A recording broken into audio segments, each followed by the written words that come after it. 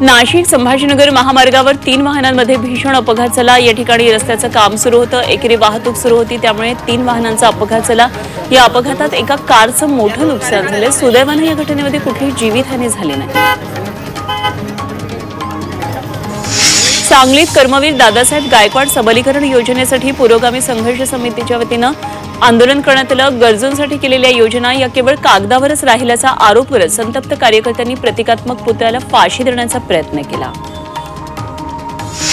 पुण्यामधल्या राजगुरुनगरमध्ये नगर परिषदेच्या अन्यायकारक करवाढी विरोधात स्थानिक नागरिकांनी उपोषण केले। नगर परिषदेने केलेली घरपट्टी वाढ ही तात्काळ थांबावी यासाठी हे उपोषण करण्यात आलं। तर लेखी आश्वासन मिळत नाही तोपर्यंत उपोषण सुरू ठेवण्याचं यावेळी आंदोलकांनी म्हटलंय। परभणीमध्ये शिक्षकांनी बोंबाबोंब आंदोलन केलं। शिक्षकांनी प्रतिकात्मक अर्थसंकल्पाची होळी केली। अनुदानाचा वाढीव टप्पा देण्याच्या मागणीसाठी आंदोलन करण्यात आलं। या आंदोलनामध्ये शिक्षक मोठ्या संख्येने सहभागी झाले होते। नाशिक शहरामध्ये दुचाकी आणि मोबाईल चोरट्यांना मुंबई नाका पोलिसांनी अटक केली। चोरट्याकडून 4 दुचाकी आणि 16 मोबाईल असा एकूण 3,74,000 रुपयांचा मुद्देमाल हस्तगत केला। सापळा रचून पोलिसांनी या संशयिताला अटक केली। नाशिकच्या येवल्यातल्या मालेगावमध्ये बनावट देशी दारू कारखान्यावर कारवाई करण्यात आली। यावेळी संपूर्ण कारखाना उद्ध्वस्त केला। त्याचबरोबर 8,86,000 रुपयांचा मुद्देमालही जप्त केला। या प्रकरणामध्ये 3 आरोपींना ताब्यात घेतले आणि त्यांच्या विरोधात आता गुन्हा दाखल केला आहे। सोलापूरमध्ये तापमानाचा पारा 40 अंशांवर पोहोचला। यंदा उन्हाच्या सुरुवातीलाच तापमान 40 पार गेले, त्यामुळे सोलापूरकरांना कडक उन्हाचा सामना करावा लागतो। यासाठी घराच्या बाहेर पडताना नागरिकांनी काळजी घ्यावी असं आवाहन सोलापूर प्रशासनानं केलं। कोल्हापूरमध्ये बिबट्याची शिकार करून त्याचं कातडं विक्रीकरता घेऊन आलेल्या दोघांना अटक झाली आहे। चंदगडमधल्या दोघांना अटक करण्यात आली आहे। दोघांकडून बिबट्याचं कातडं आणि इतर मुद्देमाल जप्त करण्यात आला आहे। पुण्यामध्ये फटाक्यांचा आवाज काढणाऱ्या सायलेन्सरवर कारवाई करण्यात आली। या कारवाईमध्ये बुलडोझरनं जवळपास 2000 सायलेन्सर नष्ट केले आणि त्याचबरोबर दुचाकी मालक आणि गॅरेज मालकांवर कारवाई होणार आहे। चंद्रपूर जिल्ह्यामध्ये होळी धुलीवंदन शांततेत पार पाडण्यासाठी पोलिसांनी 518 गुन्हेगारांना 3 दिवस गावबंदी केली। होळी आणि धुलीवंदनाच्या दिवशी शांतता भंग होऊ नये आणि कायदा सुव्यवस्था अबाधित राहावी यासाठी पोलिसांनी कडक पावले उचलली। पुण्यामधल्या जुन्नर इथं शेतकऱ्यांच्या कृषी पंपांची चोरी करणाऱ्या टोळक्याला अटक करण्यात आली। या प्रकरणामध्ये पोलिसांनी 6 आरोपींना जेरबंद केले। या आरोपींकडून 1.5 लाख रुपयांचा मुद्देमालही जप्त करण्यात आला आहे। जालन्यामध्ये दारूबंदी पथकावर जमावाकडून दगडफेक करण्यात आली। यामध्ये 6 ते 7 पोलीस कर्मचारी जखमी झाले। जखमींवर ग्रामीण रुग्णालयामध्ये उपचार सुरू आहेत। जालना जिल्ह्यातल्या परतूरच्या गुळखंड तांडा इथली ही घटना आहे।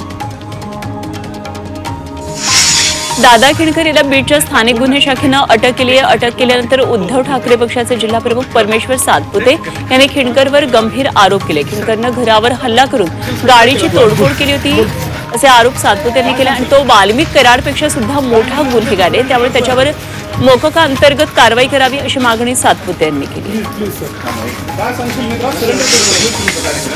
केडीएमसीमध्ये फेरीवाला मुक्त धोरणाला हरताळ लागलाय। कर्मचाऱ्यांनाच फेरीवाल्यांकडून पैसे घेतलेत आणि पैसे घेतानाचा हा व्हिडिओ व्हायरल झालाय। नाशिकमध्ये चोरट्यांनी धुमाकूळ घातला। गेल्या 15 दिवसांमध्ये चोरट्यांनी 10 घरफोड्या केल्या। 10 तोळे सोनं चोरीला गेलं। म्हसरोड परिसरामध्ये चोरीची घटना सीसीटीव्हीमध्ये चित्रित झाली आहे, त्यामुळे नागरिक भयभीत झाले। चोरीच्या घटना थांबवा अशी मागणी नागरिक करतात। रायगडच्या मुरुडमध्ये पारंपरिक पद्धतीने होळीचा सण साजरा करण्यात आला। मुरुडच्या कोळीवाड्यामध्ये विशेष उत्साह पाहायला मिळाला। रात्री होळीच्या पारंपरिक पद्धतीने पूजा अर्चा करण्यात आली। दरम्यान या होळीभोवती महिला आणि पुरुषांनी फेर धरत नृत्य केलं। कोल्हापुरात प्रशांत कोरटकर यांच्या विरोधात अभिनव आंदोलन करण्यात आलं। छत्रपती शिवरायांचा अपमान करणाऱ्या कोरटकरांच्या नावानं शिमगा करत होळी पेटवण्यात आली। यावेळी प्रशांत कोरटकर यांच्या फोटोची देखील होळी करण्यात आली। छत्रपती शिवरायांचा अवमान करणाऱ्या सोलापुरात शिवगंगा मातेला होळी निमित्तानं 521 किलो द्राक्षांची आरास करण्यात आली। यावेळी देवीच्या पूर्ण गर्भमंडप भक्तांनी दिलेल्या तब्बल 521 किलो द्राक्षांची आरासमुळे फुलून गेला होता। ही द्राक्षांची आरास पाहण्याकरता देवी भक्तांनी मंदिरामध्ये मोठी गर्दी केलेली। सोलापूरमध्ये होळी करा लहान पोळी करा दान हा उपक्रम राबवण्यात आला। या उपक्रमामध्ये 1000 पोळ्या महाराष्ट्र अंधश्रद्धा निर्मूलन समितीच्या वतीनं संकलित करण्यात आल्या आणि या पोळ्या गोरगरिबांना वाटण्यात येणार। रत्नागिरीचं ग्रामदैवत असलेल्या भैरी मंदिरामध्ये मध्यरात्रीपासून शिमगोत्सवाला प्रारंभ झालाय। मीरा गावातल्या ग्रामदैवतांच्या पालख्या आज भैरी देवस्थानच्या भेटी करता आल्या आणि भैरी मंदिराच्या भेटीला दरवर्षी फाल्गुन पौर्णिमेच्या मध्यरात्री या पालख्यांची भेट होते। यावेळी पालख्यांची भेट पाहण्यासाठी रत्नागिरीकर मोठ्या संख्येने उपस्थित होते।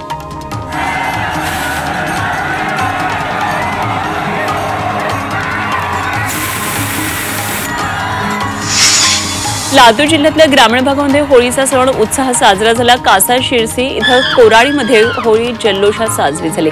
नागरिकांनी परंपरागत रीतिरिवाजांचं पालन करत होळीचा हा सण साजरा केला।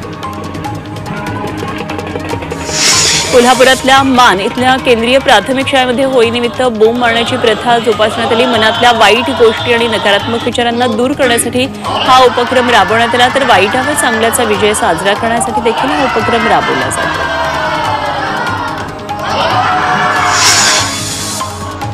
वाशिममध्ये संकल्प फाउंडेशननं होळीनिमित्तानं होलिकोत्सव उपक्रम राबवला। स्मशान होलिकोत्सव उपक्रम राबवला। फाउंडेशनच्या सदस्यांनी मोक्षधाम स्मशानभूमीची स्वच्छता केली आणि परिसरातलं प्लास्टिक आणि इतर कचरा गोळा करून त्याची होळीद्वारे विल्हेवाट लावली। पंढरपूरच्या विठ्ठल मंदिरामध्ये पारंपरिक पद्धतीनं होळीचा उत्सव साजरा करण्यात आला। परंपरेप्रमाणे संत नामदेव पायरी इथं होळीचं दहन करण्यात आलं।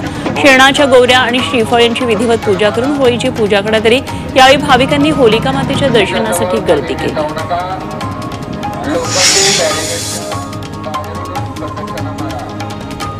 संत तुकाराम महाराजांच्या देहू देवस्थानच्या वतीनं होळीचं दहन करण्यात आलं आणि देवस्थान अध्यक्ष यांच्या हस्ते होलिका मातेचं पूजन करण्यात आलं। यावेळी राज्यभरातून आलेल्या भाविकांनी होळी पेटताच पांडुरंगाचं नामस्मरण केलं।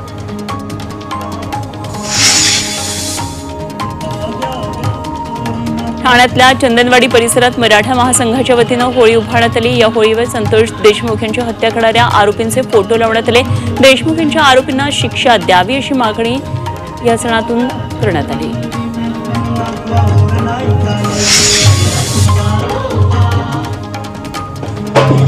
मुंबईच्या कुलाबा कोळीवाड्यामध्ये दरवर्षीप्रमाणे यंदाही होळीचा सण साजरा करण्यात आला। होळीनिमित्तानं कोळी बांधवांनी पारंपरिक वेशभूषा परिधान केली आणि यावेळी त्यांना पाहण्यासाठी नागरिकांनी मोठी गर्दी केली।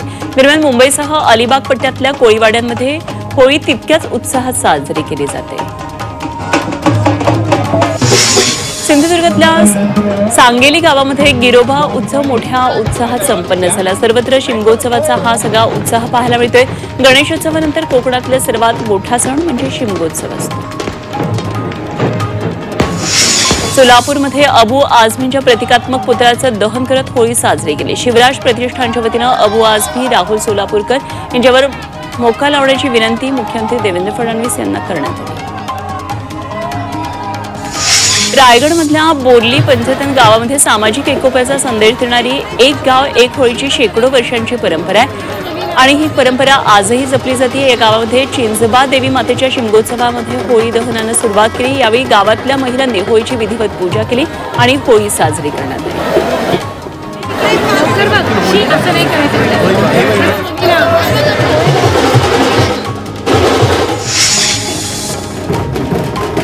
रत्नागिरीमध्ये पाली इथं उद्योगमंत्री उदय सामंत यांनी शिमगोत्सवाला हजेरी लावली। उदय सामंत यांनी ढोल ताशा वाजवत आनंद साजरा केला आणि त्याचबरोबर जुन्नरचे आमदार शरद सोनावणे यांनीही शिमगोत्सवाचा आनंद घेतला।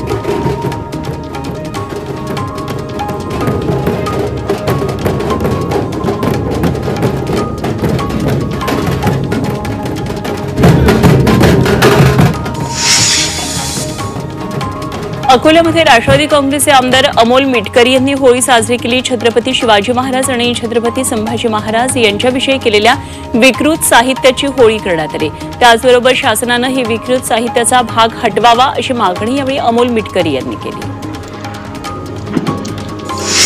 धुलीवंदनाच्या पार्श्वभूमीवर पुणे पोलिसांनी शहरामध्ये तगडा बंदोबस्त तैनात केला। या ठिकाणी वाहतूक पोलीस आणि स्थानिक पोलिसांची तब्बल 80 पथकं तैनात करण्यात आली आणि सकाळी 11 वाजल्यापासून ते रात्री 1:30 वाजेपर्यंत हा बंदोबस्त तैनात असणार आहे।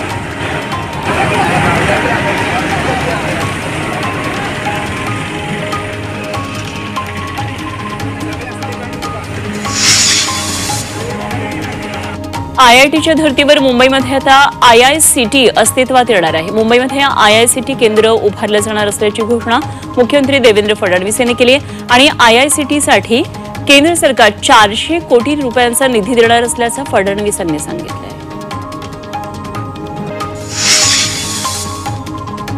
शिमगोत्सवाच्या पार्श्वभूमीवर कशेडी बोगद्याची दुसरी लेन वाहतुकीसाठी सुरू करण्यात आली। कोकणामध्ये शिमगा उत्सवासाठी मोठ्या संख्येने प्रवासी प्रवास करत असतात, त्यामुळे कशेडी बोगद्याची सुरू झालेली ही दुसरी लेन प्रवाशांसाठी उपयुक्त ठरणार आहे।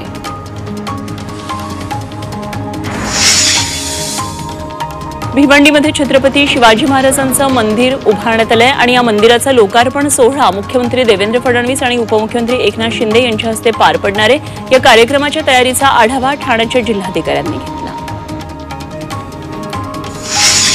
चंद्रपूरमध्ये 3 एप्रिलपासून चैत्र नवरात्र यात्रेला सुरुवात होणार आहे। या यात्रेची जोरदार तयारी सुरू आहे। आमदार किशोर जोरगेवार यांनी या तयारीचा आढावा घेतला। भाविकांना आध्यात्मिक शांती आणि सुरक्षित दर्शन मिळावं यासाठी उत्तम व्यवस्था करा अशा सूचना जोरगेवारांनी प्रशासनाला केल्या। धुळे आणि नंदुरबार जिल्ह्यामध्ये तापमानाचा पारा 40 अंश सेल्सिअसवर पोहोचला। प्रशासनानं उष्माघाताचे रुग्ण हाताळण्यासाठी उपाययोजना सुरू केल्यात। जिल्हा रुग्णालयामध्ये उष्माघातक कक्षाची स्थापना करण्यात आली। वाढत्या उन्हामुळे पपई, केळी यासह रब्बी हंगामाच्या पिकांना देखील नुकसान होण्याची शक्यता आहे।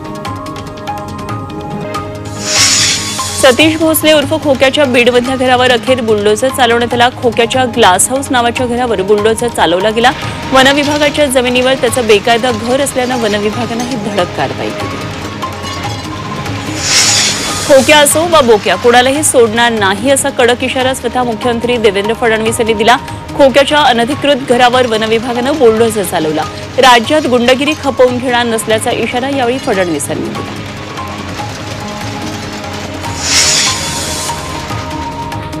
मुख्यमंत्री देवेंद्र फडणवीस यांनी पंतप्रधान नरेंद्र मोदी यांची सदिच्छा भेट घेतली। फडणवीस यांनी मुंबईत होणाऱ्या वेव्ह समिटचं मोदी यांना निमंत्रण दिलं। मुंबईमध्ये 1 मे पासून वेव्ह समिट होणार आहे। राष्ट्रवादीचे प्रदेशाध्यक्ष जयंत पाटील यांच्या एका विधानामुळे उलटसुलट चर्चा सुरू झाली आहे। शक्तीपीठ आंदोलनादरम्यान त्यांनी माझ्यावर विश्वास ठेवू नका असं विधान केलेलं होतं आणि यावरून राजकीय वर्तुळामध्ये चर्चांना उधाण आलं। तर जयंत पाटील लवकरच अजित पवारांसोबत दिसतील असा दावा सामाजिक न्यायमंत्री संजय शिरसाट यांनी केला। खासदार सुप्रिया सुळेंनी सतीश भोसले प्रकरणावरून राज्य सरकारवर निशाणा साधला। राज्यात गुन्हेगारी वाढली आहे, पोलिसांची भीती कोणालाही राहिलेली नाहीये। वाल्मिक कराडनं तर पोलिसांचा अपमान केलाय असं सुप्रिया सुळे यांनी म्हटलंय। काँग्रेस नेते नाना पटोले यांनी नितेश राणे यांचा उल्लेख वाचाळ मंत्री असा केलाय। मुख्यमंत्री देवेंद्र फडणवीस यांनी वाचाळ मंत्र्यांना थांबवलं पाहिजे अशी नाना पटोले यांनी म्हटलेलं आहे। तर राज्यातल्या धार्मिक भावना भडकवणाऱ्यांवर कारवाई करावा असंही ते म्हणाले। महाराष्ट्राला रेशन धान्याचा कोटा वाढवून मिळावा यासाठी खासदार प्रणिती शिंदेंनी संसदेमध्ये मागणी केली आहे। गेल्या अनेक वर्षांपासून महाराष्ट्राला रेशन धान्याचा कोटा उद्दिष्टापेक्षा कमी मिळतोय आणि हा रेशन कार्ड धारकांवर अन्याय आहे, त्यामुळे धान्याचा कोटा वाढवून देण्याची मागणी करण्यात आली आहे। पंढरपूर तीर्थक्षेत्र कॉरिडॉर हा पंतप्रधान नरेंद्र मोदी यांचा ड्रीम प्रोजेक्ट आहे आणि हा प्रोजेक्ट होत असताना नागरिकांवर अन्याय होणार नाही असा विश्वास आमदार समाधान अवताडे यांनी व्यक्त केलाय। नागरिकांनी दिलेल्या सूचना आणि मुद्दे लक्षात घेऊन तीर्थक्षेत्र पंढरपूरचा विकास केला जाईल असं आमदार अवताडे यांनी म्हटलंय।